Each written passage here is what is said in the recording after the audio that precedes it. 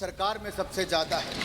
पिछले 10 साल का रिकॉर्ड उठाकर देखिए, एक भी कोई कार्रवाई हमने ऐसी नहीं की है। उल्टा अवसर दिए हैं ऑनलाइन आने का। इसलिए मैंने कहा ये जो कानून है ये सिंपल, स्मार्ट, साइमल्टेनियस प्रोसेस है। दूसरा, आपने कहा इम्तियाज साहब की जो गवर्नमेंट के अगेंस्ट लिखता है उसके खिलाफ कार्रवाई। मैं बिल्कुल आपसे कहना चाहता हूं ये बिल्कुल निराधार है।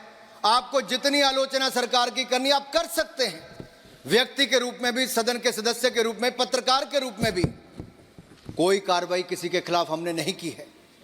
लेकिन कोई देश को तोड़ने की विचार रखता है, टुकड़े टुकड़े करने की सोच रखता है, ऐसे व्यवधान खड़ा करने का काम करता है, तो कानून को जो काम करना वो अपने आप करता है, उसमें मुझे कुछ नहीं करना है।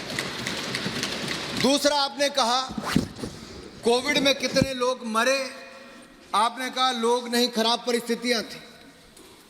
आप रिकॉर्ड उठाकर देखिए, आज मुझे नहीं कहना पड़ता, ये दुनिया के बड़े बड़े समाचार पत्र जो गलत लिखते थे, गलत धारणाएं पैदा करते थे कि भारत में करोड़ों लोग मरेंगे, उनको लगता था महामारी से ज्यादा भूखमरी से मरेंगे। मैं आज पूरी अधिकार के साथ कहना चाहता हूं, अगर दुनिया में कोविड प्रबंधन की किसी देश की तारीफ की गई है तो भारत की, और भारत के नेतृत्व में मोदी जी की गई है।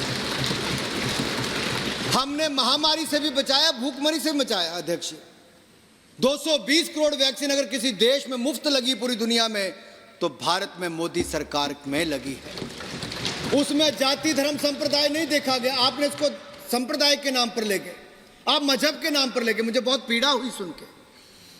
हमारी सरकार में तो सबका साथ, सबका विकास सोचा जाता है। हमने कभी ये नहीं कहा, आप एक कोई इंसिडेंट बताइए, अगर 4 करोड़ पक्के मकान मिले, 12 करोड़ शौचालय बने, 10 करोड़ बहनों को रसोई गैस का सिलेंडर मिला, 13 करोड़ घरों को नल से जल मिला, 80 करोड़ गरीबों को अनाज मुफ्त में मिल रहा है, और अगले 5 साल की गारंटी भी मोदी की गारंटी में मिलने का वायदा हुआ है, तो किसी की जाति, धर्म, संप्रदाय नहीं देखा गया। मैं इतना ही कहना चाहता हूं, हमने तो सबका साथ, सबका विकास के साथ काम किया। आप बिल्कुल इसमें ना जाइए। यहां पे भी जितनों को सर्टिफिकेट मिल, आपने कहा सर रिकॉर्ड चेक कराइए। आपने मजबूरी रूप देने की बात कही है, आपने मजबूरी रूप देने की बात कही। आपने कोविड में खराब मैंने कहा कोविड के समय भी अगर किसी रिपोर्टर की मृत्यु भी हुई तो उसको 5 लाख रुपए मदद देने का काम मोदी सरकार के समय हुआ। आपने कहा अखबारों को जिंदा रखना चाहिए। मैंने कहा जिंदा के लिए हमने बढ़ाने का काम, रिकॉर्ड रजिस्ट्रेशन हम लोग ऑनलाइन कर रहे हैं और बाकी कर रहे हैं। आपने कहा 1120 रुपए का सिलेंडर, आप गलत कह रहे हैं।